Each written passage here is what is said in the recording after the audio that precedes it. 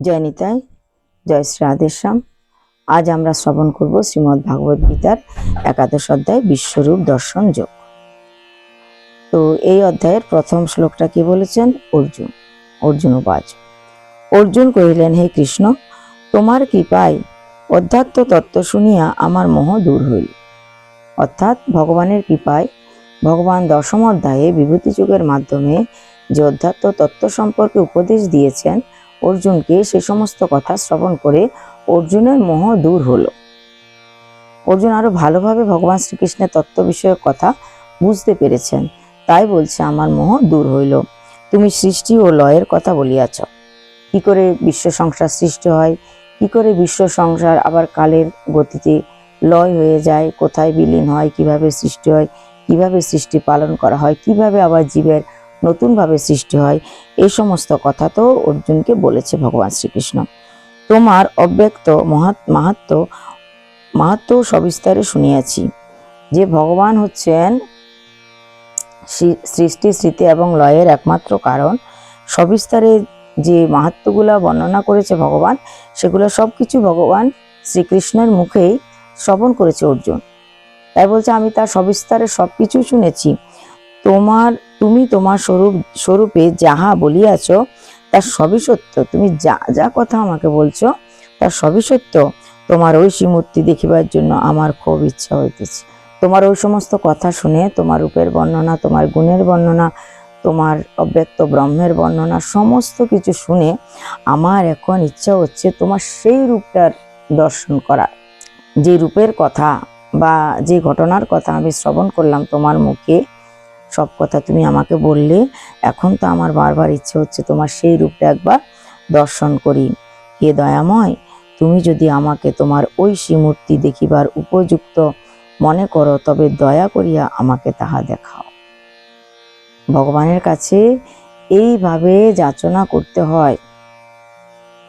তাই অর্জুন বিনীতভাবে প্রার্থনা করছেন, হে দয়াময়, হে করুণা নিদান, হে দীনবন্ধু, তুমি যদি মনে করো যে আমি তোমার সেই ঐশী মূর্তি রূপ দেখার উপযুক্ত, তবে তুমি দয়া করে আমাকে তা দেখাও।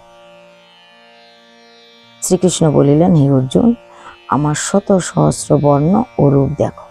ভগবান এক কথা রাজি হয়ে, দ্বিতীয়বার আর কোনো কথা বললেন না। ভগবান এক কথা রাজি হয়ে সঙ্গে সঙ্গে বলছেন, তোমার তো দেখার ইচ্ছা আমার সেই রূপ, তুমি দেখো।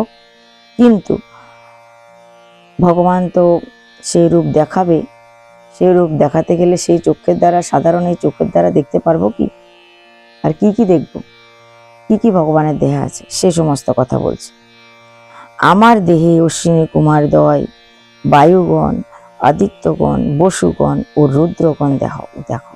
তাহলে ভগবানের দেহে কি আছে? অশ্বিনী কুমারদ্বয়। অশ্বিনী কুমারদ্বয় মানে অশ্বিনী কুমাররা দুই ভাই, তারা স্বর্গের চিকিৎসক, তারা যমজ দুই ভাই। এই অশ্বিনী কুমাররা ভগবানের দেহে আছে। বায়ুগণ 49 মরুদ আছে, আরো কত রকমের বায়ু আছে, সবাই ভগবানের দেহে উপস্থিত আছে। তাই বলছে বায়ুগণকে দেখো। দ্বাদশ আদিত্য আছে, আদিত্যগণকে দেখো।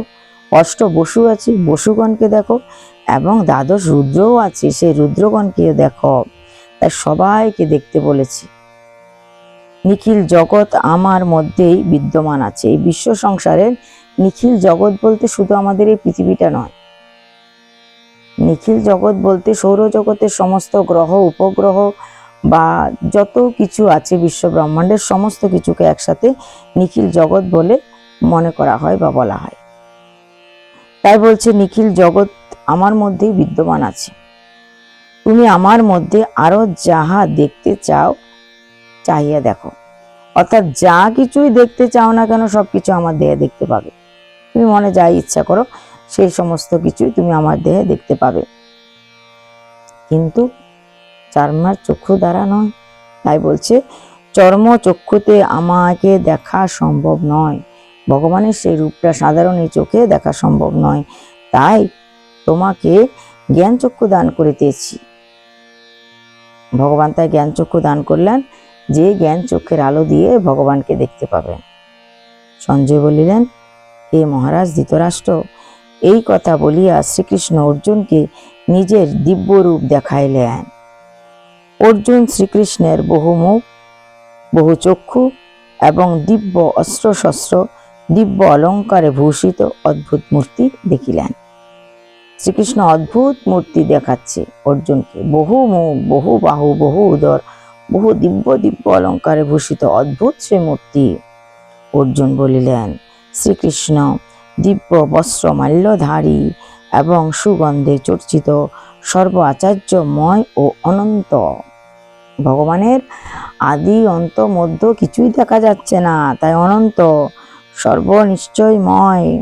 দিব্য মাল্য ধারণ করে আছেন, অত্যন্ত সুন্দর মাল্য আর সুগন্ধে চর্চিত, সারা অঙ্গে অত্যন্ত সুন্দর গন্ধ বিরাজমান আছেন।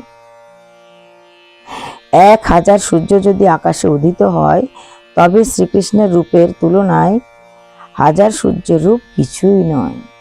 আমরা এই পৃথিবীতে এক সূর্যের আলোতেই অতিষ্ঠ হয়ে যাই। গরমের সময় এত গরম পড়ে যে সহ্য করা যায় না।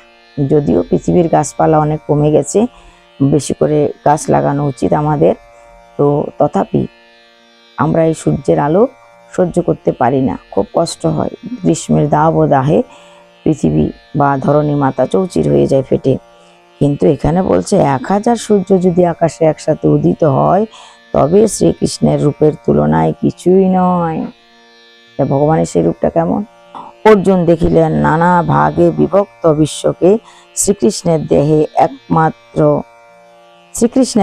দেহে একত্রিত দেখিতে পাইলেন। তাহলে অর্জুন কি দেখলেন? অর্জুন দেখলেন নানাভাবে বিভক্ত, এই জগৎ সংসারকে নানাভাবে বিভক্ত দেখলেন। পুরো বিশ্বকে শ্রীকৃষ্ণের দেহে তিনি একত্রিত ভাবে দেখতে পাচ্ছেন। সবকিছুই এই দেহে আছে, বিভিন্ন গ্রহ, উপগ্রহ, নক্ষত্র, বিভিন্ন জ্যোতিষ্ক মণ্ডলী সব ভগবানের দেহে আছে। যা কিছুই দেখতে ইচ্ছা করছে সব আছে। এই অদ্ভুত রূপ দেখিয়া অর্জুন রোমাঞ্চিত হইলেন। শ্রীকৃষ্ণকে প্রণাম করিয়া করজোড়ে বলিলেন, শ্রীকৃষ্ণকে প্রণাম করলে এই দিব্য রূপ দেখে, এই বিশাল মূর্তি দেখে করজোড়ে হাত জোর করে তিনি প্রণাম করলেন। শ্রীমদ্ ভাগবত গীতার 11 অধ্যায়ের 14 নম্বর শ্লোক আমরা আজকে শ্রবণ করলাম। কালকে আমরা 15 নম্বর শ্লোক থেকে শ্রবণ করব। আজকে এই পর্যন্তই। জয় নিতাই, জয় শ্রী রাধেশ্যাম।